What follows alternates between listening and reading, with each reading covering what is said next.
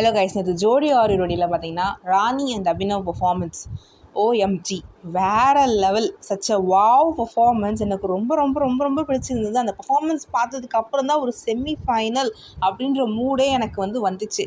So Rambha ma'am சொன்ன மாதிரி இவ்வளோ ரிஸ்க்கு எடுத்திருக்க வேணாம். ஏன்னா அவங்க சும்மாவே சூப்பராக பண்ணிட்டு போகிற ஆள்.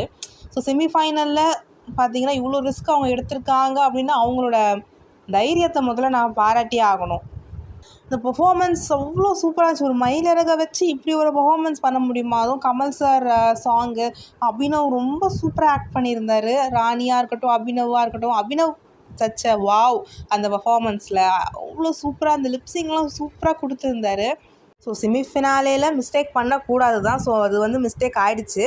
ஸோ அந்த மிஸ்டேக் எனக்கு பெருசாக கண்ணுக்கு தெரில. ஏன்னா அவங்க பெர்ஃபார்மன்ஸ் அவ்வளோ சூப்பராக இருந்துச்சு. அந்த அபினவ் பெல்ட்டி அடிச்சுட்டு அந்த மயில இருக்க காலால் இப்படி பண்ணி அதை ராணி கேட்ச் பிடிச்சதுல ஓஎம்ஜி வாவ் வாவ் சூப்பராக இருந்துச்சு.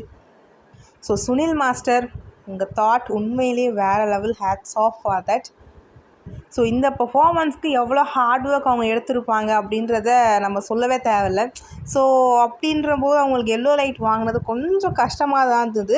பட் ஆனால் ஜட்ஜஸ் மேலே தப்பு கிடையாது. ஏன்னா செமிஃபினாலே அப்படின்னு சொல்லும்போது 100% அவங்க இதை கொடுக்கணும். ஸோ ஜஸ்ட்டு கொஞ்சம் மிஸ் ஆனாலே அவங்க மேலே தப்பு தானே இல்லைங்களா?